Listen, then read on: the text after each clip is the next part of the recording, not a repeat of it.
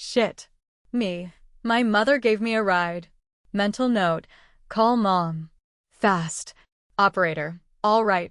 What's your exact location? We'll send a cruiser. I gave her the motel address and hung up, still crying like my heart was broken.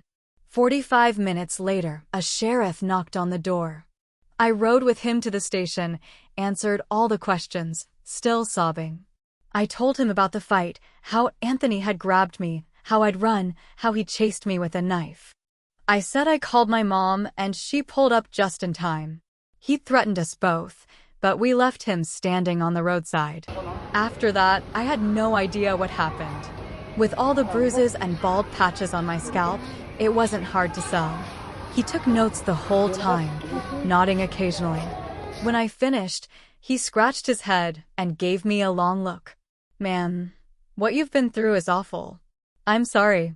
I gave him a faint smile and nodded. "We're not ruling anything out," he said carefully. "But I will say this. An older man called in the shooting. Said he was a neighbor. Said he was getting ready for work around 5 this morning when he heard a gunshot. Looked out the window and saw a red Buick tearing off down the road. Said Anthony was lying there in a pool of blood. Reckon it shook him up pretty bad, but he wanted to make sure he was all right, so he drove down to your place, but you was already gone. If that's the case, that puts you 40 miles away when the shooting took place." He paused, chewing the cap of his pen. He called anonymously. Never gave his name. Said he didn't want to get drawn into it. I guess that makes sense. But the thing is, we've questioned all your neighbors, Mrs. Baldwin. Ain't a one of them that old man. Then he looked me dead in the eye. "Ma'am, I don't think you killed your husband. But I think you know who did." I froze, picturing the gray-haired man who'd risked everything to save me. I met the sheriff's gaze and straightened my back, lifting my chin. "Sir." I was 40 miles away in a motel room. Because my husband had just beat the hell out of me.